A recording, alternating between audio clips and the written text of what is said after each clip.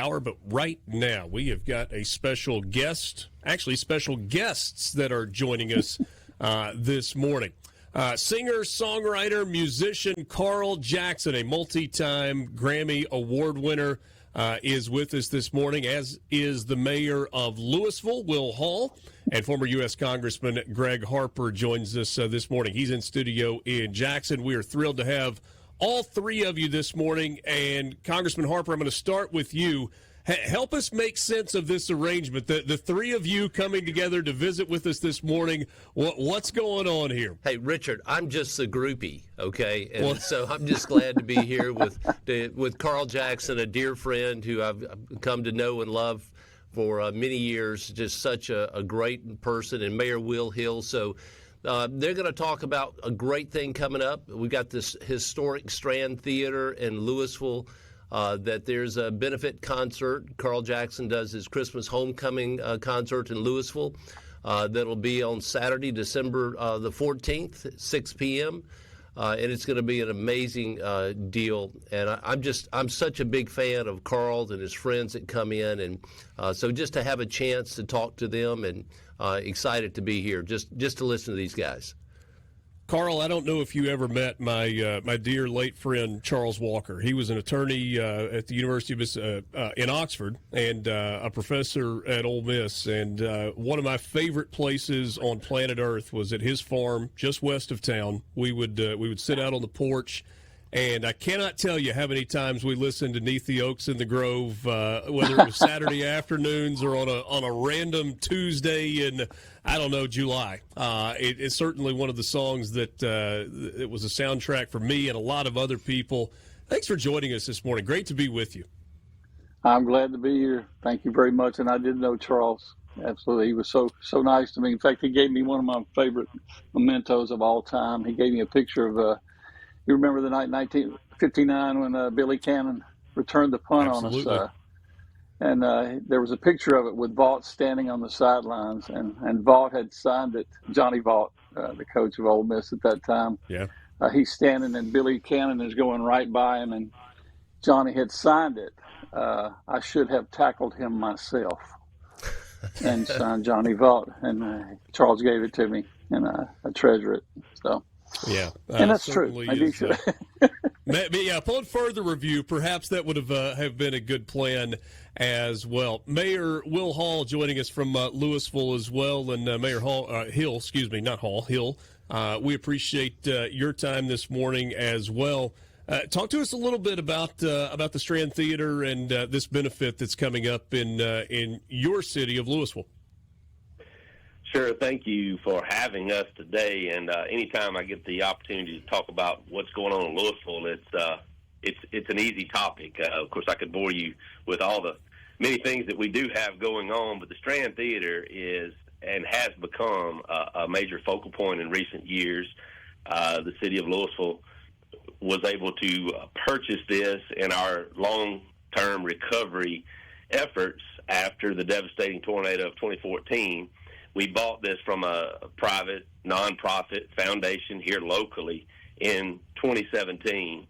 And this year, this is the first time the city is actually sponsoring and putting on this concert for one of our favorite sons, Carl Jackson. Now, I say that, of course, I have to throw this plug in. I'm a lot younger than Carl. Me saying favorite son is just a play on words. But Carl is such a talent and such a tremendous person for Louisville. He's always been so giving to do this and coming back, bringing his friends and putting on this concert. And I just tell you right now, if anyone listening has not yet heard Carl or his friends or ever been to this show, it is superb. And I have all the reason in the world to believe that this year will be the best ever. It's the first time that we're doing it in a larger venue, a one show only, so he can let it all out in one show. He doesn't have to hold back, and I'm looking forward to the surprises myself. So, Carl, tell us a little bit about the Christmas concert. What's it going to be like? What can the folks that are attending expect to hear, expect to see?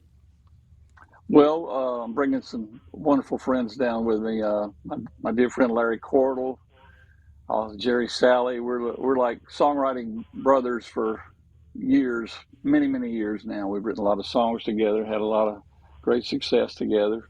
Travel around the country doing songwriter nights and things. It's just we bring those guys.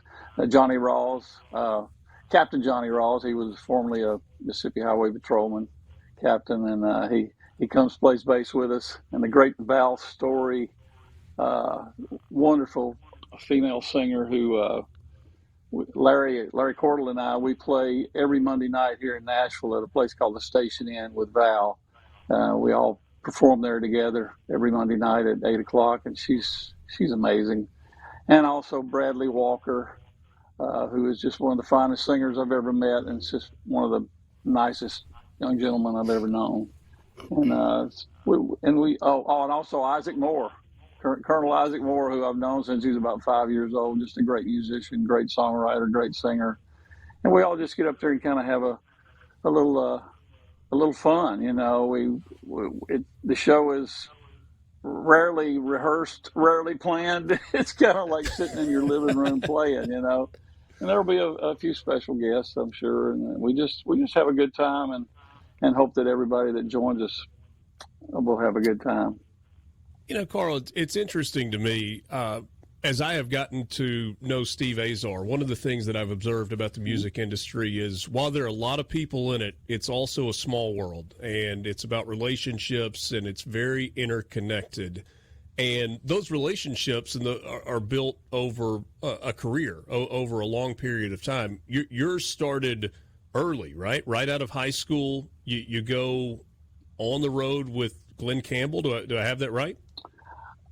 Actually, while I was still in high school, I went on the road with a bluegrass group called Jim and Jesse and the Virginia Boys, which are, they're first generation Grand Ole Opry members, iconic bluegrass group. And I traveled with them from the time I was 14 until I did graduate.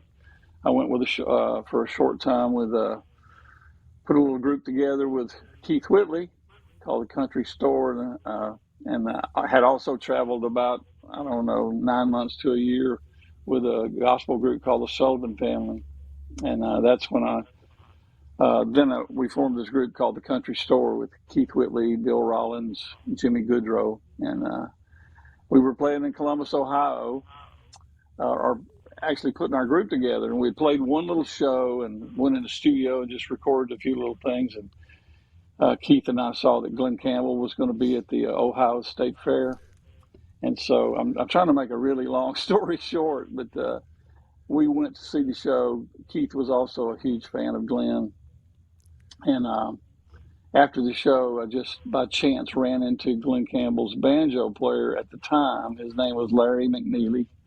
And he knew me and I knew him, but we'd never met. You know, we just heard of each other's playing. He played with Roy Acuff before he went with Glen Campbell. And of course I played with Jim and Jesse. And we were very familiar with each other, but had never met. And so I went up, shook his hand, and told him who I was. And he said, "What in the world are you doing here?" And told him the whole story about the new group. And then he says, "What are you doing tomorrow?" And I said, "Well, I'm not really planning on anything." So he said, "Well, come by tomorrow again, and let's do some picking, you know." And I'm like, "Okay." So I had no idea what he had in mind, but I went by the next day, and we started playing things together. And he kept asking me if I could play certain songs, you know, or play this, play that. You know, some of them difficult, some of them easy. And then he asked me if I could play guitar, and I said, "Yeah, I'll play a little bit." And of course, at the time, I knew all of Glen's songs because I was such a huge fan. And how many instruments do you play? Oh gosh, I play. My main instruments are guitar and banjo, but I play a little bit of mandolin, a little bit of fiddle, pretty much anything with strings on it. You know, a little bit, but focus on banjo and guitar. And but anyway, Larry looked over and said, "Would you like to have this job?" And I said, "Wow, yeah. What do you mean?" He said, "Well, I don't want to travel anymore, and I've been looking for somebody that can replace me, and you're it." So he says, "Give me a couple of minutes," and he leaves, comes back a few minutes later and says, "Come with me," and he takes me to meet Glen Campbell, and Glen has me jump through the same hoops just can you play this? Can you play that? And do you play guitar? And I remember toward the end, I said the same thing. Yeah, I play a little bit. And he asked me to play some things. And then he asked me if I could play this Jerry Reed tune called The Claw, which is a very difficult tune. And I said, yeah, I can play it. And he said, play it. I said, okay. So I played it. And he looks over at me and he said, how much would you like to make? I said, 18 years old, I said, $1 million. And he laughs. And a few weeks later, I'm Hold with that it. thought for us just for a second. We're going to continue the conversation with Carl Jackson. We're back with you on the Gallo Radio Show on SuperTalk, Mississippi. Thanks for being with us on this Tuesday morning, visiting with Carl Jackson. He is a Grammy award-winning songwriter and musician with just an incredible career, so many relationships, so many projects. We're going to continue to talk with him. But before we pick up the conversation on you asking Glen Campbell for $1 million, I do want to just pause just for a second. Gregg Harper, the history of music in the state of Mississippi is so rich. It's so varied. It's so diverse. So many talented people have been through here. And certainly Carl Jackson is part of that group of iconic songwriters and musicians that have come from our great state.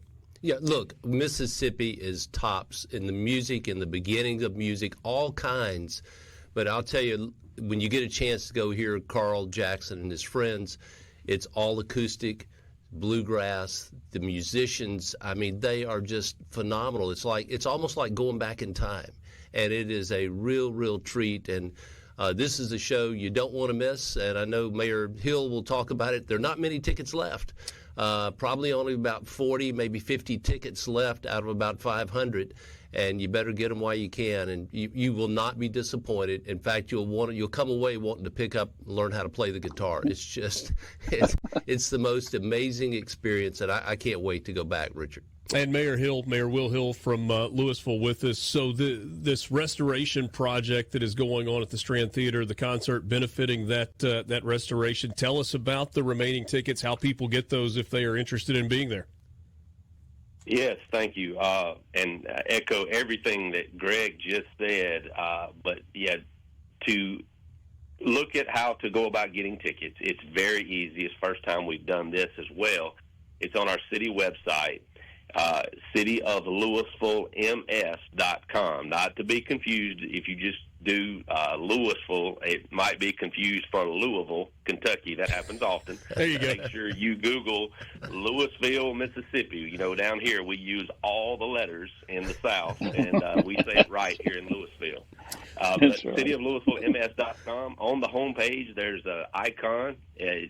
You can't miss it. And you click on that, and it is as easy as 1, 2, 3. Just like booking a flight, if anyone who may be a little bit intimidated by that, it's so user-friendly. You can choose your seats.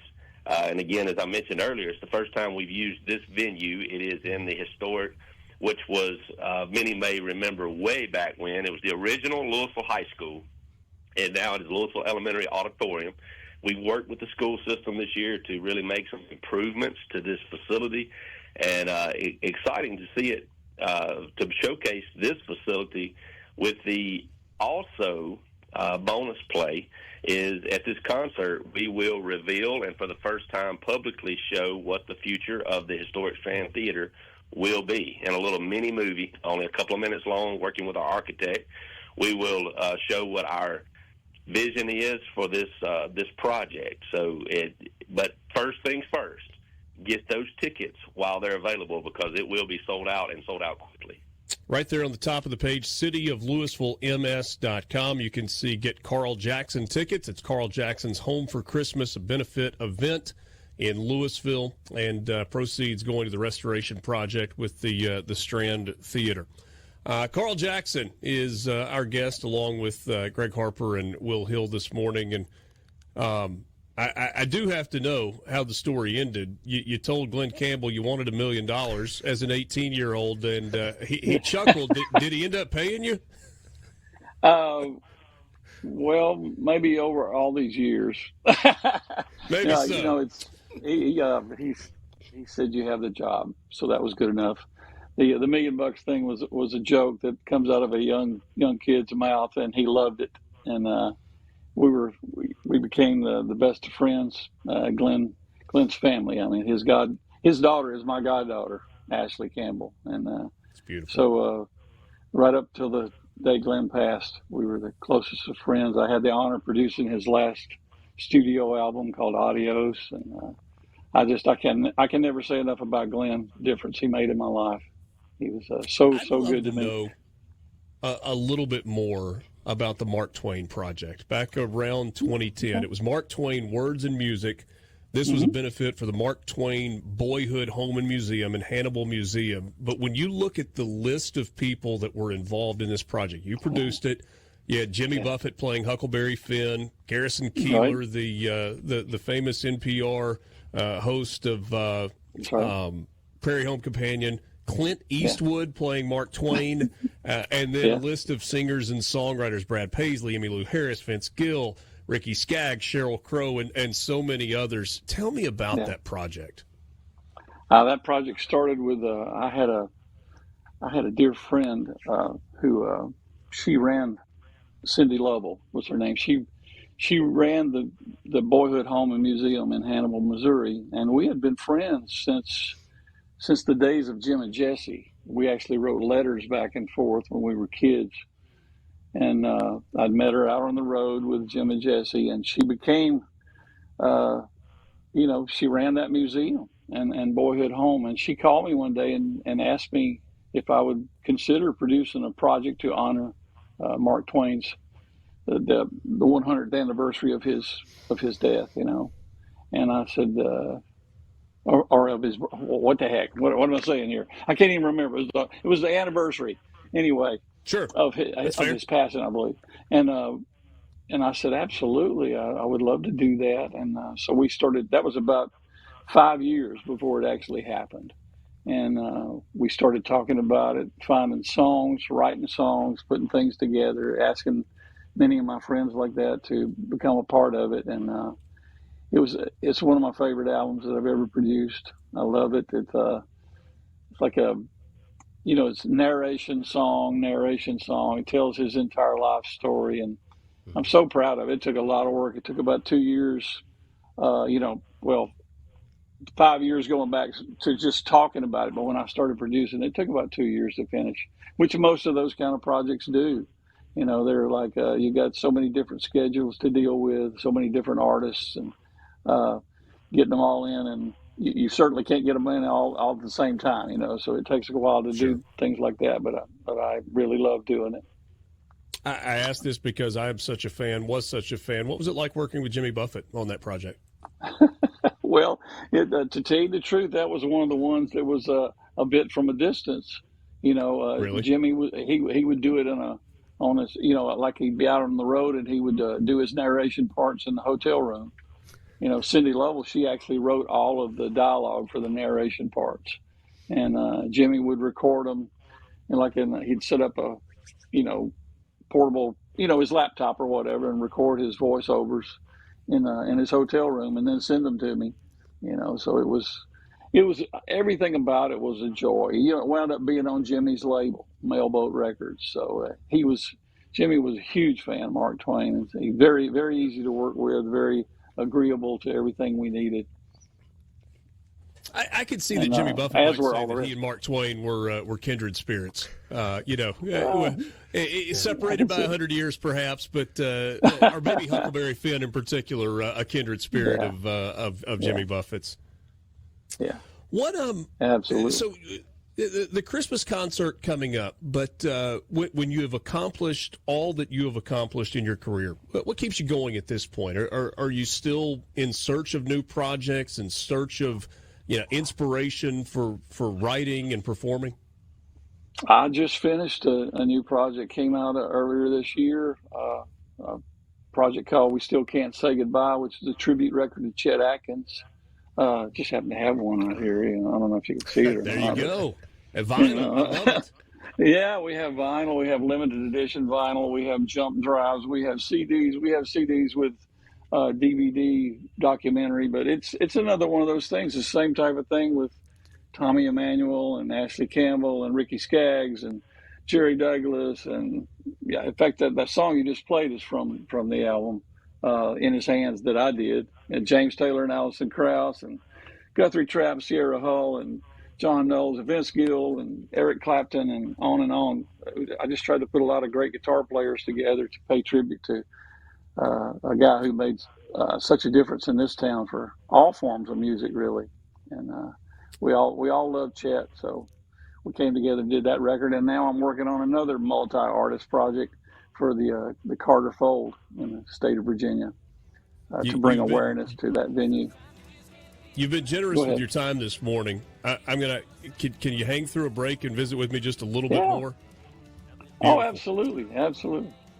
I will tell you, if you're not watching on SuperTalk TV, Carl Jackson is wearing an Ole Miss hat.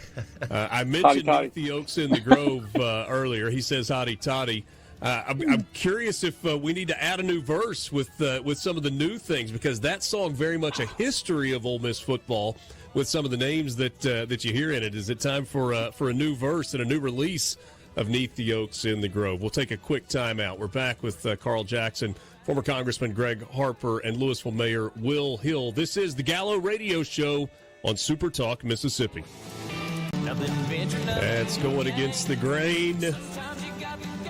Garth Brooks, written by Carl Jackson. He is our guest on the Gallo Radio Show, along with former U.S. Congressman Gregg Harper and Louisville Mayor Will Hill visiting with us this morning. I'll just mention this to you. I mentioned multi-Grammy Award winner. 1991 Best Bluegrass Album. Got a Grammy for that for the album Spring Training.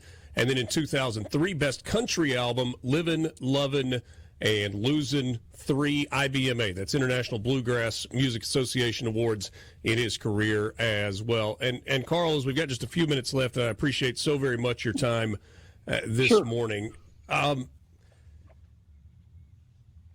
When you think about the history of music in the state of Mississippi, the birthplace of American music, and so many times you go straight to blues artists, and I started to name artists, and I was like, nope, that's a really bad idea to start naming successful musicians in the state of Mississippi, because the list is so long and it is so distinguished.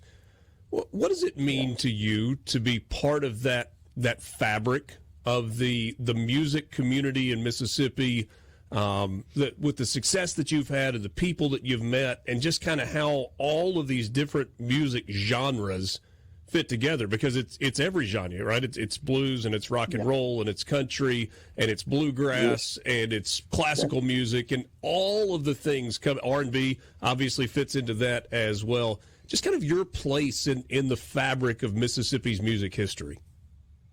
Well, I mean, you'll hear people say all the time what an honor it is to be part of something, and I can't think of a bigger honor than that, to be mentioned and to even be listed among those names. You know, Mississippi it's my home.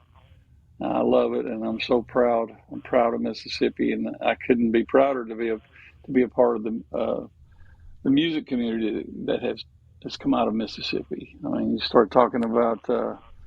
Oh my gosh, Elvis is from Tupelo. What else can we say? You know, it's a good starting point. Yeah, no doubt.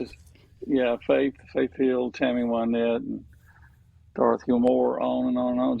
Just all across every genre, and I've had the honor to play and perform with a lot of different artists over the years, and do a lot of different genres. You know, I've had a little success here and there across a lot of different ones.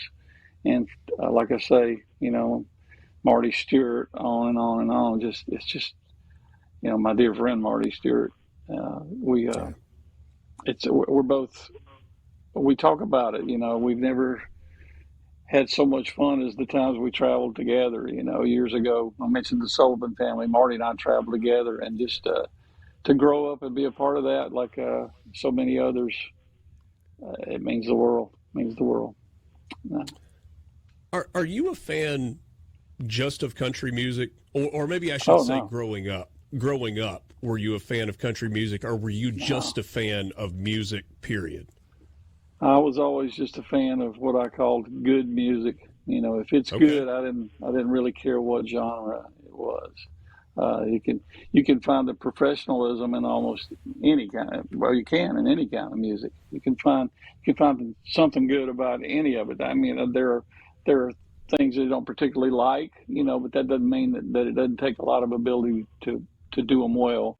And so I appreciate all kinds. I mean, I was a huge fan of the Eagles and Elton John. I loved his writing. He and Bernie Taupin wrote some of the greatest songs of all time. Just anything that's good, I can enjoy it and appreciate it, and always have. And it's interesting to me how it has become harder than ever to take an artist and put him or her in a box and say, this is a country music artist, or this is an R&B artist. Yeah. There's so much crossover that there is. It's almost like there's a blending that maybe didn't used to exist in the way that it exists now. Yeah, I can agree with that, and that starts with the people that have the talent to do it. I mean, Glen Campbell is a perfect example of that. Glen Campbell could sing anything. He was the greatest singer I've ever heard in my life. And Linda Ronstadt's the female version of Glen Campbell. I mean, and I had the honor of working with both of them, and just Linda would go and do an album with a symphony or whatever. Glenn the same way, and then the next thing you know, they're doing a bluegrass tune. It's just when you have such fabulous talent, it's hard to just like pin something down and go, well, this person's this person is just a country artist, or this person is just a rock and roll artist. I mean, look at the Eagles. They're Bernie led right out of the bluegrass. So many. It's easy to mix it up when you have a good starting ingredients, I guess you could say. Make a nice pot of music. Yeah. It's been an honor for me to get to sit in Paul Gallo's chair for the last few weeks. He's been out with some health issues. I'm a sports guy by nature, and host a sports talk radio show in the afternoons here on SuperTalk.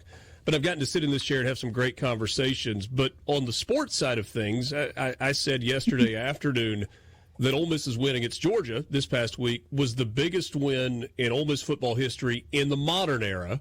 You have written 'Neath the Oaks in the Grove, and that was about maybe the previous era. Did you find yourself Saturday night or Sunday after Ole Miss's win against Georgia reflecting on some of those great names from years gone by and some of the significance of wins in the late 50s and early 60s as it's kind of a new era of Ole Miss football here in 2024?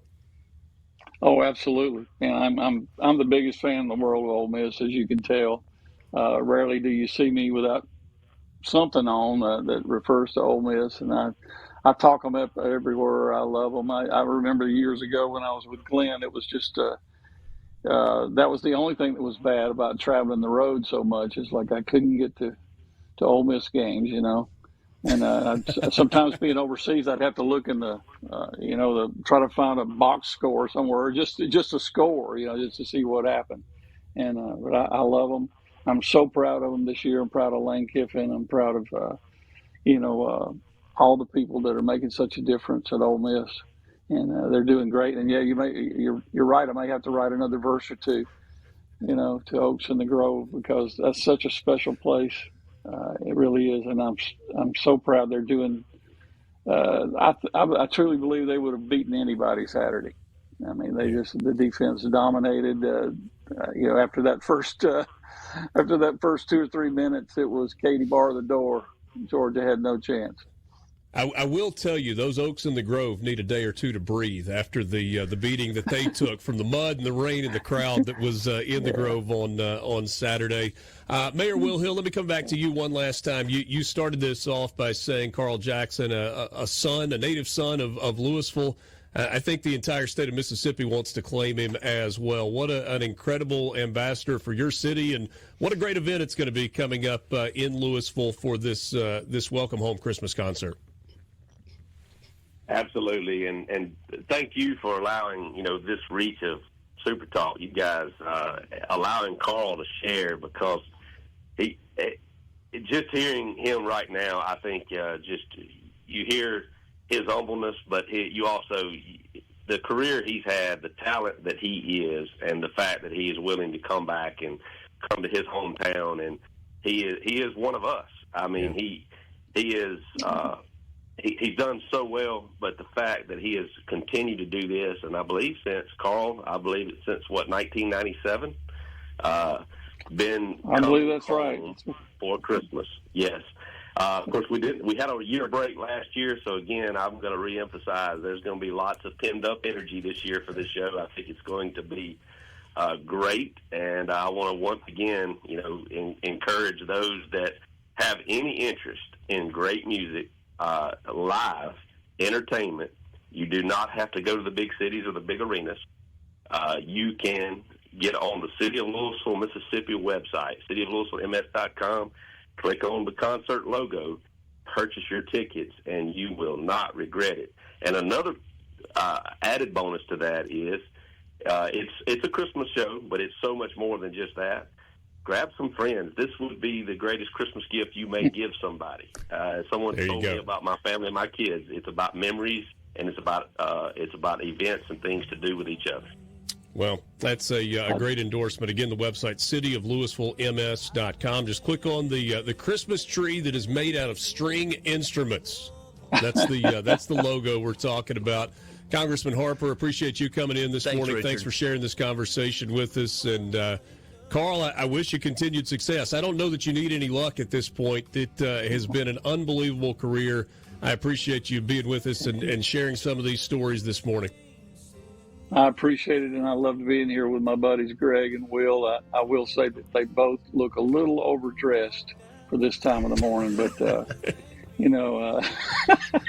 I love you guys. We didn't stay up to 2 a.m., Carl.